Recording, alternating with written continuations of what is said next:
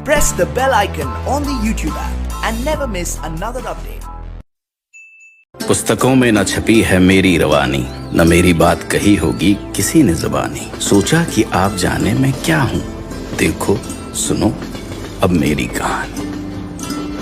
मैं यमुना पुल, यमुना नदी के ऊपर प्रयागराज से नैनी के बीच बंधा हुआ हूँ। 15 अगस्त 2021 को मैं 156 वर्ष का हो जाऊंगा। इस पुल ने आज़ादी से 82 साल पहले ही 15 अगस्त की तिथि को बहुत महत्वपूर्ण बना दिया था, क्योंकि इसकी शुरुआत 15 अगस्त 1865 में हुई थी। 156 वर्ष की आयु में भी मैं रेल की सेवा में तत्पर हूँ, उसी दृढ़ता और मजबूती से जो मेरे जन्म के दिन था। मेरे जन्म की कहानी भी अद्भुत है।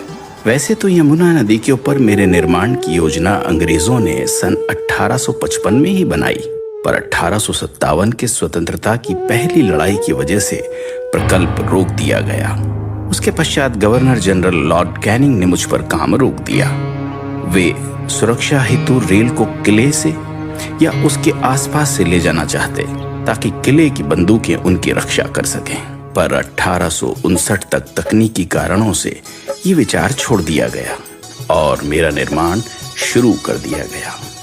मेरे निर्माण के समय की भी एक रोचक कहानी है।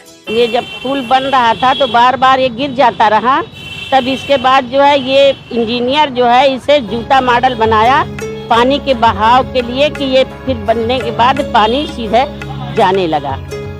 इस एक पिलर को बनाने में लगभग 20 महीने लग गए। आज भी ये अद्वितीय पिलर मुझे थामे हुए खड़ा है।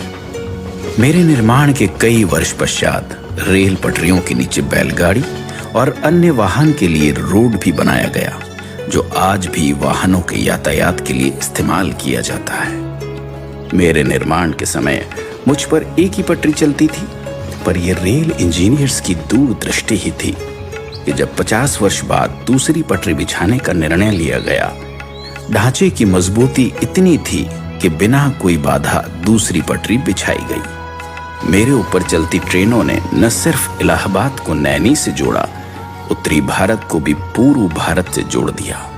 अंग्रेजों ने रेल पटरियां बिछाई थी भारत को कंट्रोल करने के लिए, भारत को बेड़ियों में बांधने के लिए।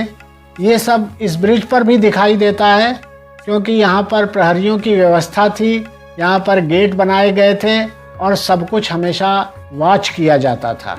गौ घाट यानी इलाहाबाद की तरफ और दूसरी छोर नैनी की तरफ एक वक्त में गेट लगे रहते, और जो ट्रेनें गुजरती उनसे टोल वसूल कर ही मुझ पर चलने दिया जाता।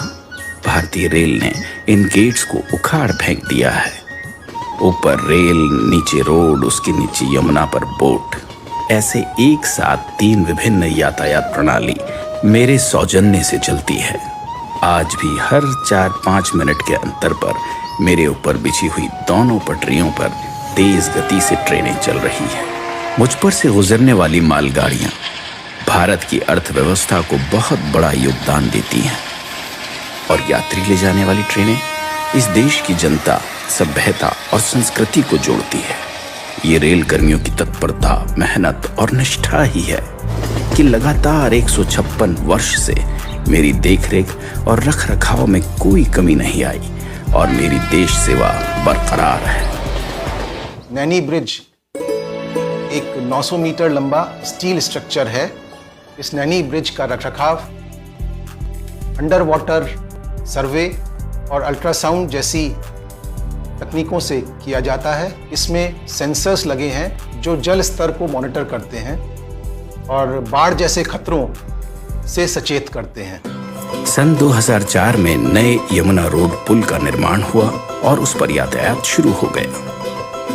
हालांकि आज मुझ पर भारी वाहन नहीं चलते, छोटे वाहन और रेल से प्रयागराज और नैनी को मैंने ही सुचारू रूप से जोड़ा हुआ है।